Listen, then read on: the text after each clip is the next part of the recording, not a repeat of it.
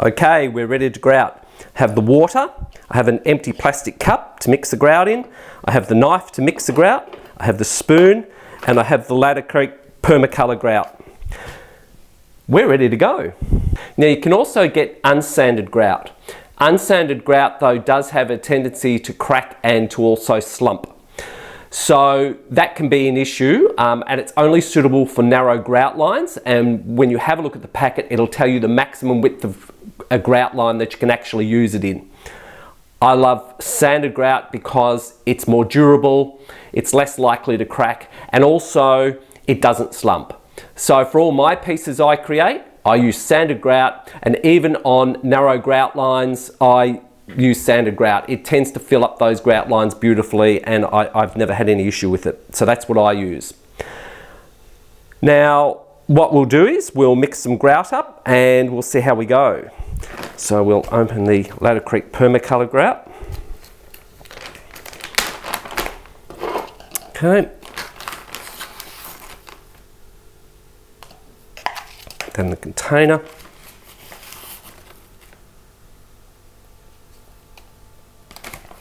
How much do you mix? Well, that's a good question, but I always mix more than what I need because I don't want to have to go through the process of remixing. If you tint your own grout, then you have to make sure that you mix enough, because it's going to be highly unlikely that when you tint your own grout that you're going to be able to rematch that color again. So if you were tinting your own grout, make sure you mix enough and a bit more. But anyway, it's a personal choice. I rarely mix my grouts. I tend to use the Ladder Creek Permacolor grout in everything I do, and sometimes I use an Ladder Creek Spectralock epoxy grout, but that's another story and you don't need to go into that at this point in time. So I've put my grout in there. As always, mix it outside if you can. If you can't, always wear a mask, a suitable mask, so that you don't get silica in your lungs. So that's imperative. In this particular case, I'm not wearing a mask and there is a slight breeze, so that's not a problem. Okay, so we've got our grout in that plastic container. We're going to now add water. So what we're looking for is, like our thin set that we mixed up earlier, we're looking for the consistency of peanut butter, or thereabouts.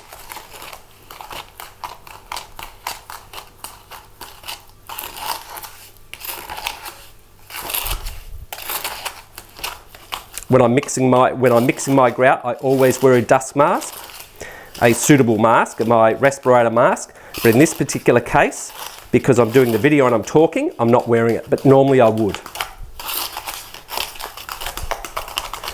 Mix that up. And you can always add a bit more water if it's not the right consistency, or a bit more grout if you add too much water.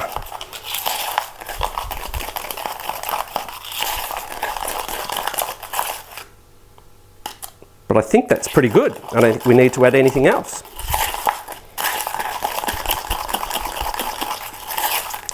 Some people prefer to have the grout a little bit more on the drier side, and some people prefer to have it a different way. So it depends what you're creating, but I like to have it the consistency of peanut butter, or thereabouts. Just have to make sure you mix it up thoroughly. Front, or rather the sides and the bottom as well, because you don't want any left in it. You want to make sure it's all mixed. I might add a fraction more grout.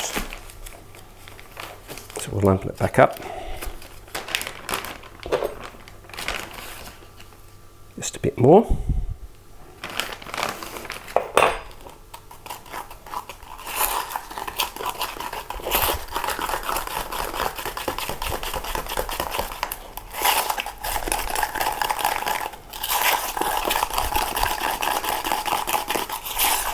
A lot of people hate grouting, but I love it. You get to play. It's all squishy. And it also brings the piece together. You can create amazing things with grout. You know, you can emphasize grout lines if you want to. I tend to have my pieces fairly close together because I don't want the grout to create a huge impact on my mosaic. But again, that's a personal preference. I've seen some wonderful things where they've had huge or large grout lines and it's been a wonderful effect and the pieces looked amazing. So it's a personal preference to how wide you lay your tess out for your grout lines. Yeah, that's a bit better. Okay, now what we're going to do is let that slake for about 5 to 10 minutes so the chemical reaction can begin. And then we'll come back and we'll apply it to our finished piece. We're back again. I have let that slake, so I'm just going to stir that a little bit more now just to mix it all up again.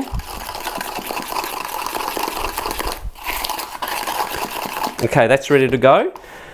Now there's no easy way to do this, as in you just get there and you apply it.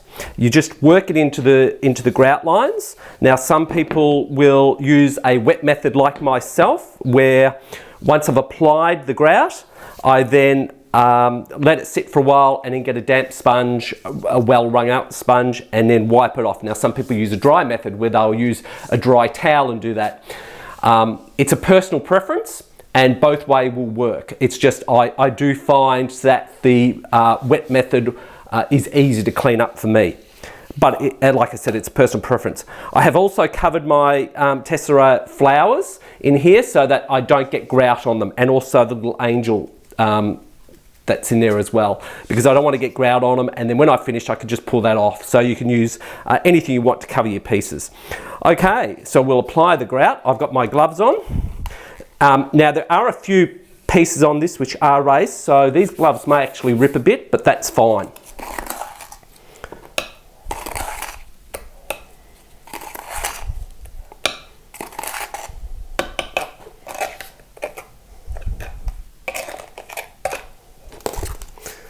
So we just work it in. Take your time.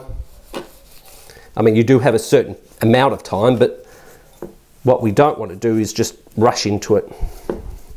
And it is messy. I mean, I'm the first to admit that. I can understand people not liking grout, but it is a thing of mosaics, unless you choose not to grout your pieces, which is fine.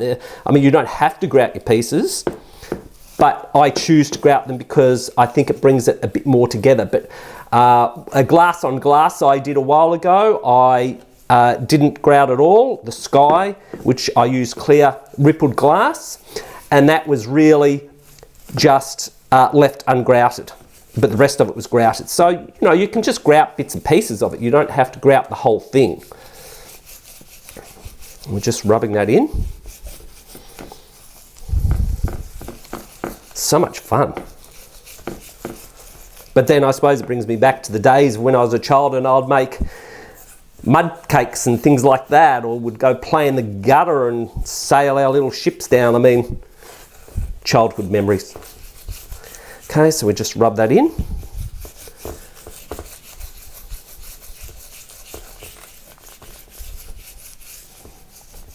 You can see why I covered the tessera, because I didn't want to get the grout marking it.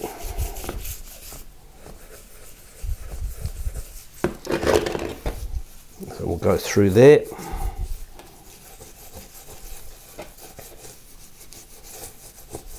Apply a bit more grout.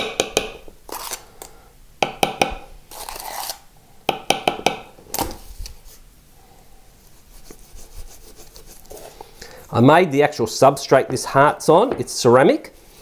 So I wanted to make something, and all the pieces that you see in it, except for I didn't make the angel that was in it, or that's in it. So you just got to work that in. Now what you can do, and I'll show you in a minute, I'll just turn that around.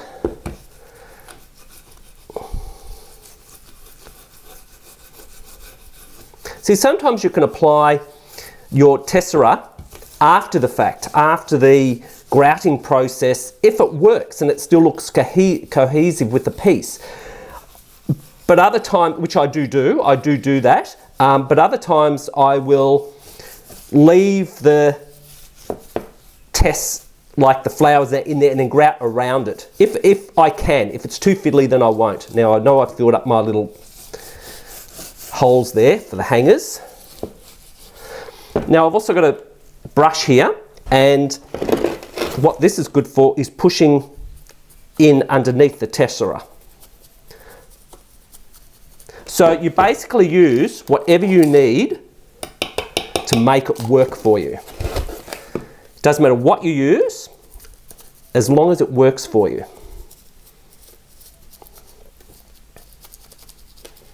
I mean, you probably could do the whole thing with a brush, but I like to really massage the grout into the actual grout lines. And we'll do the other side.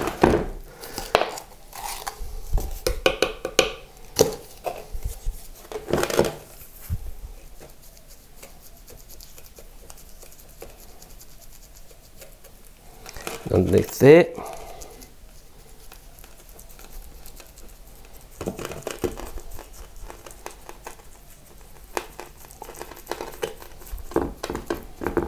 Of course, this paintbrush now is not going to be any good. It's going to be a throwaway job.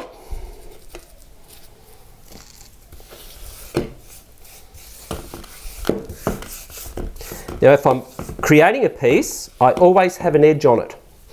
And the reason being is that grout doesn't have any adhesive capabilities. So if you don't have an edge and you leave it raw for the grout, there is a chance that it will chip.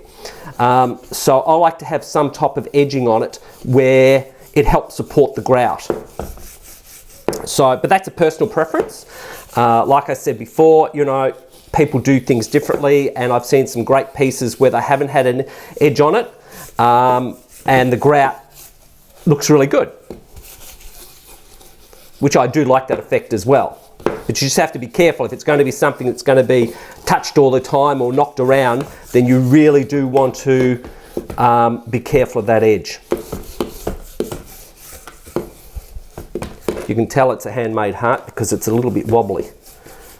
Okay, so now we'll just take some of that grout off.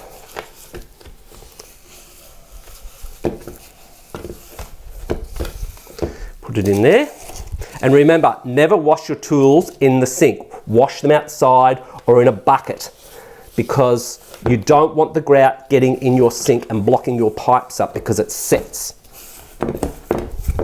Definitely don't do that. You know, definitely don't wash thinset in your sink, that's for sure, because that will set like rock. Okay, so I'm just going to check sides as well. There's a few gaps there that I wanted to block up.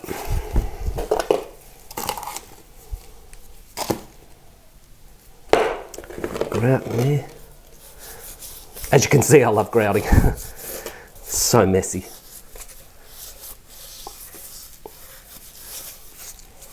I'll just get that in there. So there's a bit of a gap there.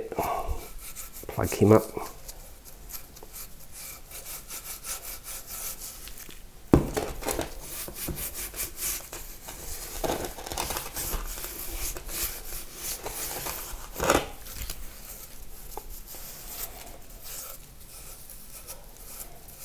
No lines, no open areas in there. Okay, so what we're going to do is let that sit for a few minutes until it starts setting up. And I normally come back to it. Well, I keep an eye on it because I have known people to go answer the phone, be on the phone for half an hour or an hour, and find it very difficult to clean up. So I tend to not go far, keep an eye on it, and then come back once it starts to begin to set. That's when I start wiping it down. Once it starts to have a haze type of on it. Okay, so we'll come back to that very, very shortly.